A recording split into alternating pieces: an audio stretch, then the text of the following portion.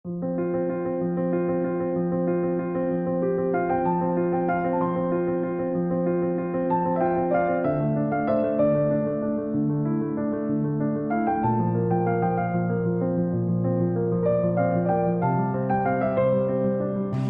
बायकांची life ना या भांड्यांभोवतीच फिरत असते। रात्री झोपण्याआधी भांडे घासून ठेवा आणि सकाळी उठलं की पहिले ते भांडे रॅकमध्ये लावा।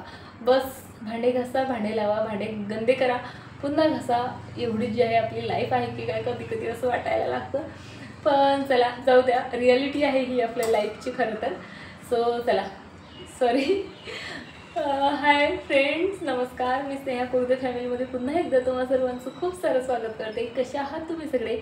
आशा करते तुम्ही सर्वजण मस्त मजेत आणि भरपूर आनंदात असाल। सो चला, आता करायची आहे स्वयंपाकाला सुरुवात करण्याआधी गॅसचा ओटा तर रात्री क्लीन केलेला असतो। भांडेही बघा मस्त सुकलेली असतात। आता आधी ही भांडे लावते, त्यानंतर आज काहीतरी चटपटीत करावं असा माझा विचार चालला आहे। कारण पोहे, उपमा, तेच ते खाऊन मुलंही आता कंटाळली असतील। सो म्हटलं काहीतरी वेगळं ट्राय करते। आणि आता मुलांचं टिफिन जर पूर्ण संपून यावं असं वाटत असेल तर थोडेसे एफर्ट्स जे आहेत आपल्याला घ्यावेच लागतात। आणि त्यासाठी जे आहे आज मी जरा लवकर उठले, म्हणजे तोच टाईम 5:30चा। आज फक्त 10 मिनिटं आधी उठले, पटपट सर्व आवरलं आणि आता पटकन जे आहे कामाला लागते। चला, आज मी काय बनवणार आहे, काय म्हणू शकतो त्याला तुम्ही, आलूचे अप्पे म्हणून घ्या।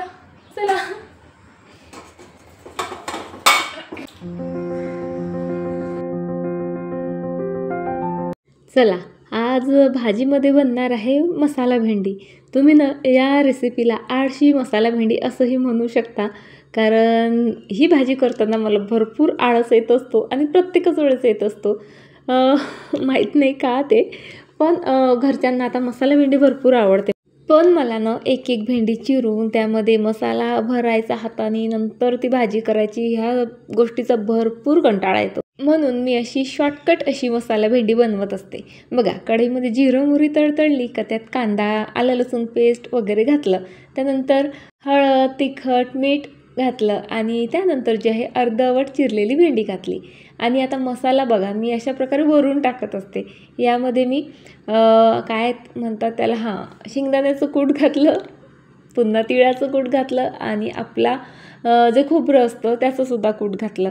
आणि अशा प्रकारे जे आहे शॉर्टकट पद्धतीने आपली मसाला भेंडी बनून तयार आहे। आता मी तरी याला आळशी मसाला भेंडी म्हणते, तुम्ही काय म्हणायचं ते म्हणा। आणि ही दिसायला जितकी छान दिसते आहे ना, त्यापेक्षा कितीतरी पटीने चवीलाही मस्त लागते, अगदी भरल्या मसाला भेंडीसारखी।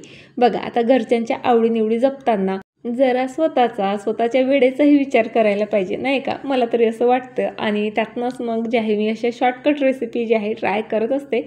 चव छान आली ना की संपलं काम। बरं, मसाला भेंडी बनवून तयार आहे आणि लगेच जे आहे मी आता बनवते आहे। आता याला तुम्ही आलूचे अप्पे वगैरे असं काहीही म्हणू शकता, किंवा मग आलू टिक्की वगैरे वगैरे। आता ना खरं सांगते, म्हणजे मला असं होतं माझ्या डोक्यात की फरसाण वगैरे काहीतरी टिफिनवर देते, पण आरुही बोलली मला फरसाण पाहिजेच नाही।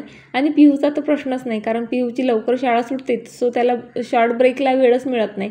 सो त्याला लॉंग ब्रेकमध्ये भाजी पोळीच हवी असते। प्रश्न होता आरूचा, आणि लवकरही उठली होती। मग काय, आलू वगैरे उकळायला आता वेळ नव्हता, म्हणून 2 आलूनं मस्त असे बारीक किसून घेतले। आणि आता बघा, कढईमध्ये हे 2 आलूंची किस आणि त्यामध्ये जे आहे 1 ग्लास पाणी मी घातलं आणि हे छान असं शिजवून घेतलं। अगदी बारीक किस केलेला असल्यामुळे ना फक्त 5 मिनिटात हा छान शिजून आला। पण ना त्यामध्ये म्हणजे बिलकुलच पाणी राहिलं नव्हतं, म्हणून मी काय केलं, आणखी थोडंसं पाणी घातलं आणि 5 मिनिटं तो आणखी शिजवून घेतला। आणि त्यानंतर आता यामध्ये आपल्याला ॲड करायचा असतो तो रवा। सो मी 1 कप रवा, आता मी बोलता बोलून गेली 1 कप, पण आता कप वगैरे असं काहीही माझ्याकडे मेजरमेंटला नाही आहे बरं का। हा जो स्पून दिसतोय ना तुम्हाला, सो हा वॉशिंग पावडर जी यायची ना त्यावर फ्री यायचा। सो मी इतके सर्व साठवलेत का माझ्या प्रत्येक डाळीच्या, तांदळाच्या, रव्याच्या प्रत्येक डब्यामध्ये ना एक टाकून ठेवलेला आहे। आणि दर महिन्याचा किराणा आला की त्या म्हणजे वॉशिंग पावडरपेक्षा मला याचं जास्त कौतुक असायचं स्पूनचं. फक्त माझ्याकडेच नाही तर माझ्या आईकडेही दिले 3-4, माझ्या जावेकडेही दिले 3-4. म्हणजे फ्रीच्या गोष्टीचं तसंही आपल्याला नेहमी कौतुक असतंच. बरं, जवळपास अर्ध्या वाटीपेक्षा जास्त रवा मी यामध्ये घातलेला आहे. तो छान फुलला की त्यामध्ये मग आपल्याला तिखट, मीठ, त्यानंतर मी यातनं थोडंसं जे आहे आपलं काय म्हणतात काळे मिऱ्याची पावडरही घातली आणि ऑर्गॅनो घातलं. आता प्रत्येकच डिशमध्ये आरोहीला ऑर्गॅनो हवं असतं, सो ऑर्गॅनो घातलं. चिली फ्लेक्सही घातल्यात थोड्याशा आणि 5 मिनटं फक्त ते ढवळून घेतलं. भरपूर कोथिंबीर घातली आणि आता थंड बिंड करायला माझ्याकडे वेळ नाही, सो असंच हात भाजत का असे ना मी याचे छोटे छोटे गोळे करून घेतलेले आहेत. तुम्ही गोळे न करताना हे छान थापून त्याच्या वड्या पाळून तळूनही घेतल्या ना तरी चालतात. पण म्हटलं नको इतका तामझाम केल्यापेक्षा सरळ सरळ हाताने बघा असे गोल गोल गोल गोल केलेत. आणि याला तुम्ही शॅलो फ्राय करू शकता, डीप फ्राय करू शकता.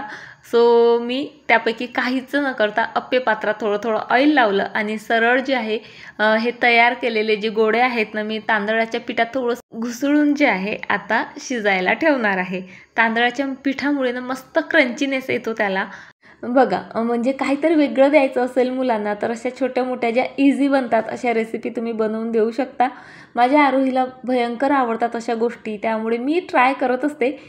कधी जमतात कधी बिघडतात, पण बिघडता शेवटी जमतातच, म्हणून जे आहे ट्राय करत राहायचं. सो चला, इथे माझे आलू रव्याचे अप्पे म्हणा तुम्ही बनवून छानपैकी तयार आहेत. आणि स्मेलचं तर कायच सांगू, घरभर असा दरवडला होता ना की मुलांचं म्हणणं होतं घरी खायला आम्हाला हेच दे. त्यामुळे ना टिफिनमध्ये द्यायला अगदी त्यांच्यासाठी 3-3च उरले होते. पण चला, हे सर्व बनत असतानाच मी मुलांना रेडी वगैरेही केलं. आता त्यांना खाली सोडून येते आणि नंतर तुम्हाला भेटते. बघा पॉर्च्युलकाला किती सुंदर फुलं उमललेले आहेत आणि यासाठीच मला हे प्लांटर्स बनवायचे होते आणि या विंडोमध्ये ठेवायचे होते. म्हणजे जेव्हा केव्हा मी किचनमध्ये येईल तेव्हा मला हे सुंदर सुंदर प्लांटर्स आणि ही सुंदर सुंदर फुलं दिसतील. आणि पॉर्च्युलका म्हणा, मॉस रोज म्हणा, अगदी इझिली ग्रो होतात आणि भरपूर फुलं देतात. त्यामुळे मला हे प्लांट्सनं खूप जास्त आवडतात. सो कालच यांना मी जे आहे यामध्ये लावलं, त्याला काही कळ्या होत्याच, सो त्याच आता उमललेल्या आहेत. सदाफुलीलाही भरपूर फुलं आलेली आहेत. आणि चला, आज आहे दीप अमावस्या. सो माझ्याकडनं तुम्हा सर्वांना दीप अमावस्येच्या खूप खूप खूप साऱ्या शुभेच्छा. आणि त्यासाठी जे आहे आता जे काही दिवे वगैरे होते तांब्या पितळेचे ते सर्व आता मला उजळवायचे आहे. सो आज मी पितांबरीच यूज केली आणि सर्व दिवे व्यवस्थित उजळवले. त्यानंतर आता तांब्या पितळेच्या भांड्यांवर तुम्हाला माहीत आहे पाण्याचा एक जरी थेंब बसला की लगेच डाग पडायला लागतात. म्हणून एका कपड्याने ना मस्त ते सर्व कोरडे केलेत. मला काय वाटतं म्हणजे आपलं घर स्वच्छ, सुंदर, ऑर्गनाइज दिसावं यासाठी प्रत्येकच बाई भरपूर मेहनत घेत असते, भरपूर नो डाऊट. पण ज्या बायका इनलॉग सोबत राहतात त्यांना ना त्यापेक्षा थोडी जास्त मेहनत घ्यावी लागते असं खरंच मला खूप जास्त वाटतं. कारण बघा, हा कॉर्नर मी नेहमी तुमच्यासोबत शेअर करत असते. बरेचसे व्हिडिओ मी इथेच बसून करते किंवा क्लिनिंग वगैरे बऱ्याचदा हा जो कॉर्नर आहे हा तुमच्यासोबत शेअर करत असते. आणि हा तर माझ्या हॉलचा अर्धाच पार्ट आहे, अर्धा पार्ट दाखवते. बघा, हा बघून तुम्हाला वाटत असेल बापरे किती सुंदर घर आहे स्नेहाचं, किती ऑर्गनाइज आहे, किती क्लीन आहे. आता या पार्टच्या अपोजिट साईड दाखवते.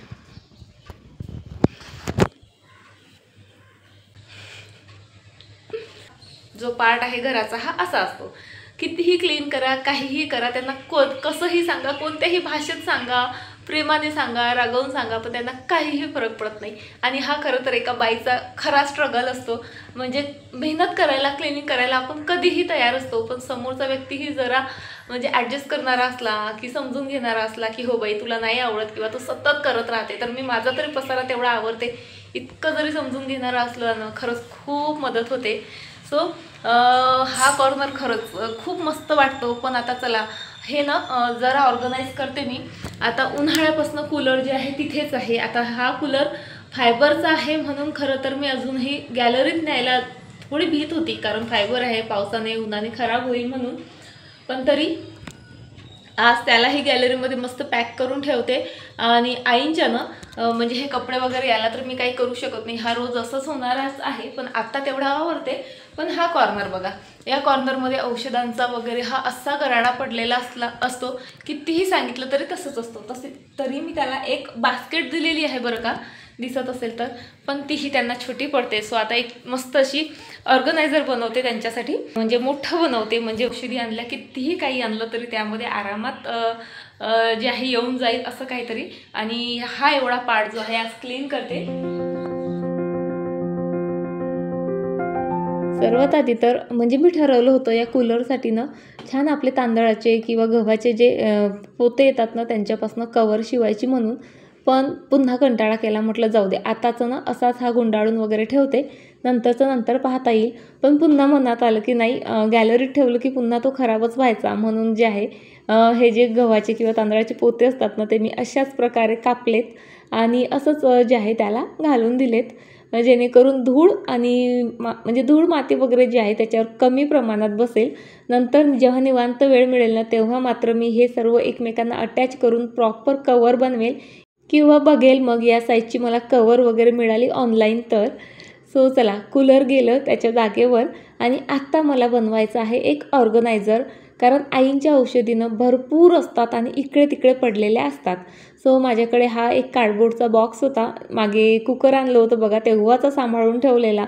मला माहीत असतं कार्डबोर्डपासनं सतत मला काही ना काही आयडियाज येत राहतात. सो कधीतरी कामात येईल असं होतंच डोक्यात एक. सो हा कार्डबोर्डचा बॉक्स बघा, एक्स्ट्राचं जे काही कार्डबोर्ड होतं ते कट केलं आणि ते ना आता त्याच्या बेसला जे आहे मी ते चिपकवणार आहे. त्यामुळे ना तो जरा आणखी स्ट्रॉंग होतो.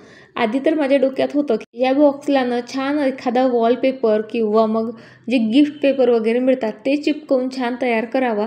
पण मग लक्षात आलं हा आपण आईंसाठी तयार करणार आहोत, तो जे काही करायचं ते जरा स्ट्रॉंग असलं पाहिजे, कारण कागद वगैरे इझिली फाटतात. म्हणून लक्षात आलं एक टी शर्ट होतं घरात भरपूर दिवसापासून, म्हणजे आरोहीचे पप्पा यूजच करत नव्हते. सो त्याचा वरचा पार्ट मी कट केला आणि त्यानंतर जे आहे बघा अशा प्रकारे या डब्याला ते घातलं मी.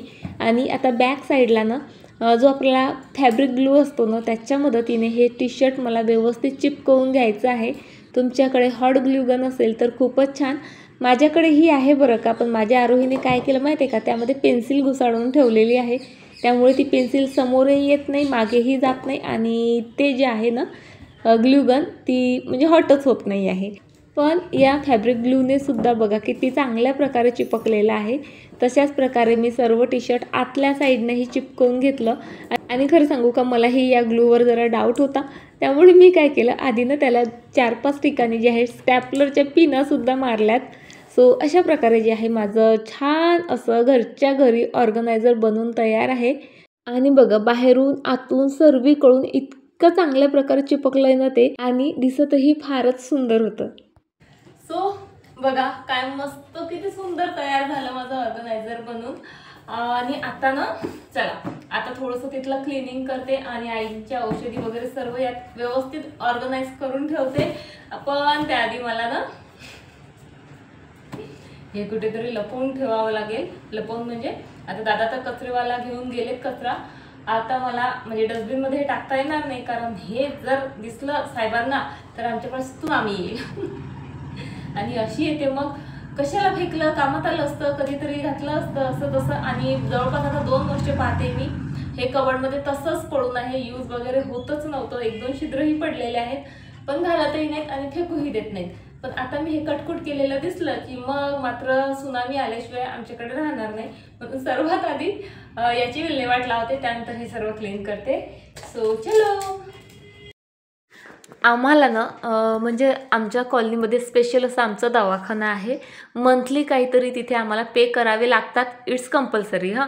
आणि त्यानंतर मग तुम्ही अनलिमिटेड कितीही दवाखान्यात जा, कशाहीसाठी जा, तर तुम्हाला मेडिसिन, सलाईन, इंजेक्शन्स वगैरे जे जे म्हणजे बेसिक आहे ना ते सर्व तिथं मिळून जातं. आरामात मिळतं, बीपीच्या गोळ्या, शुगरच्या गोळ्या आणि ऑल दॅट थिंग्स. सो त्यामुळे ना आमची आई त्याचा पुरेपूर उपयोग घेतात. म्हणजे थोडंसं दुखलं की दवाखान्यात, थोडंसं काही झालं की दवाखान्यात. म्हणजे एकच एक औषधी तर इतक्या होत्या ना, ॲसिडिटीच्या जवळपास 5 बॉटल मी आता इथे ठेवलेल्या आहेत. आणि खोकल्याच्या 3-4 आणि असं म्हणजे बरंचसं त्या साठवत राहतात, मी फेकत राहते, त्या साठवत राहतात, मी फेकत राहते. पण चला फायनली आता या बॉक्समध्ये त्यांनी कितीही आणलं ना तरी सर्व आरामात बसतील. बरं चला, ऑर्गनायझर कसं वाटलं तुम्हाला हे मला तुम्ही कमेंट करून सांगायला विसरायला नको हां. हे सर्व आता मी क्लीन करते, झाडायचं आहे, पुसायचं आहे. इथे हा लॅम्प ठेवलेला आहे इतका सुंदर, पण त्या कूलरच्याने काही तो दिसतच नव्हता. आता चला तोही जरा मोकळा श्वास घेईल. झाडून पुसून झाल्यानंतर बेडशीट वगैरे छान मी चेंज केलं आणि आता म्हणजे भरपूर इच्छा होती खरी तर माझी हा कॉर्नर डेकोरेट करायचा, पण नंतर विचार केला नको, जितका सिंपल राहील, जितका मोकळा राहील ना तितका बरा राहील आईंसाठी. आणि हे जे बॉल तुम्हाला दिसत आहेत ना, हे माझ्या चिऊच्या पहिल्या वाढदिवसाच्या केकवर आलेले बॉल्स आहेत. ते मी या ग्लासमध्ये डेकोरेट केले आणि फक्त एक प्लांट ठेवून जे आहे अशा प्रकारे अतिशय सिम्पली जे आहे हा कॉर्नर माझा म्हणजे डेकोरेट करून झालेला आहे.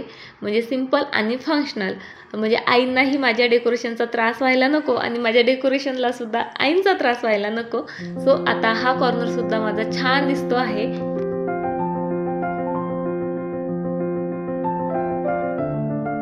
आज दीप अमावस्या आहे आणि आज पूर्ण दिवसभर अमावस्या होती, त्यामुळे दीपपूजन जे आहे मी संध्याकाळी करत आहे. आणि तसंही बघा दिवे वगैरे लावायला ना संध्याकाळीच खूप छान वाटतं. सो इथे बघा सर्वात आधी मी देवाजवळ जे आहे तांदळाची रास ठेवली, त्यानंतर त्यावर एक तुपाचा दिवा ठेवला, त्याची पूजा वगैरे केली आणि आता जो आहे दिवा प्रज्वलित करत आहे. आणि त्यानंतर आता मी सर्व दिव्यांची जी आहे पूजा करून घेणार आहे. दीप अमावस्येला घरात असणाऱ्या सर्व सर्व सर्व दिव्यांची पूजा करायची असते. सो चला, टेबलवर इथे मी सर्वात आधी एक कपडा टाकून घेतलेला आहे आणि त्यानंतर सर्वात पहिले पूजा करायची असते ती गणपती बाप्पांची. सो म्हणून इथे थोडीशी जी आहे मी तांदूळ टाकलेत, त्यावर 2 पानं घेतलीत आणि खरं तर म्हणजे विड्याचाही गणपती केला ना तरी चालतो, पण मी गणपती बाप्पाच त्यावर विराजित केलेत. त्यानंतर त्यांची पूजा वगैरे केली आणि आता करायची आहे दिव्यांची पूजा. दिवेसुद्धा असेच खाली न ठेवता त्या खाली ना मी आधी तांदळाची अशा प्रकारे रास ठेवत असते, त्याची पूजा वगैरे करते आणि त्यानंतर मग त्यावर दिवे वगैरे मांडते आणि त्यांची पूजा करते. सो ह्या 2 समय आहेत माझ्याकडे. सर्वात आधी तर त्यांची जी आहे मी पूजा केली, त्यांना जे वस्त्रमाळ असते ती वाहिली. आज झाडांना जास्त फुलं आलेली नव्हती, त्यामुळे माझ्याकडे फार कमी फुलं होती, म्हणून म्हणजे हार वगैरे मला करायची इच्छा होती, पण ते काही करता आले नाहीत. त्यानंतर सर्वच दिव्यांची मी अशा प्रकारे पूजा करून घेतली आणि त्यानंतर सर्व दिवे मी इथे प्रज्वलितही करून घेतले. आजच्या दिवसाला कणकेच्या दिव्यांचा विशेष मान असतो. तुम्ही 5, 7, 9, 11 कितीही करू शकता. सो इथे मी 5 कणकेचे दिवेही घेतले, त्यांचीही पूजा घेतली. त्यानंतर प्रसाद वगैरे देवाला अर्पण केला आणि जे कणकेचे दिवे असतात ना त्यानेच जे आहे आपल्याला देवांनाही इथे ओवाळायचं असतं आणि दिव्यांनाही ओवाळायचं असतं. आणि त्यानंतर याच दिव्यांनी जे आहे आपल्याला आपल्या मुलांना ओवाळायचं असतं. यामागे ना एक धार्मिक कथाही आहे बरं का. जेव्हा भगवान श्रीकृष्णांनी कालिया नागाचा वध केला होता ना, तेव्हा सर्व बायकांनी त्यांना ओवाळलं होतं आणि तो दिवस जो आहे आजचाच होता, म्हणजे दीप अमावस्येचाच होता. म्हणून आजच्या दिवशी मुलांना दीर्घ आयुष्य आणि समृद्धी लाभण्यासाठी ओवाळायचं असतं. सो चला, आता इथे मी पिहूला ओवाळत आहे आणि पिहू तुम्हाला व्हिडिओमध्ये खूप शांत दिसत असेल, पण बघा हा असा आगाऊपणा जो आहे त्याचा नेहमी चाललेला असतो. बरं चला, पिहूला ओवाळून झालंय माझं, आता आरोहीला ओवाळते आणि आजचा व्हिडिओ जो आहे तो इथेच संपवते. आय होप तुम्हाला व्हिडिओ नक्कीच आवडला असेल. सो प्लीज व्हिडिओ आवडला असेल तर लाईक करा, शेअर करा आणि हो छान छान कमेंटही करा. पुन्हा भेटते तुम्हाला अशाच एका छान व्हिडिओसोबत. तोपर्यंत फ्रेंड्स स्वतःची काळजी घ्या. बाय, टाटा.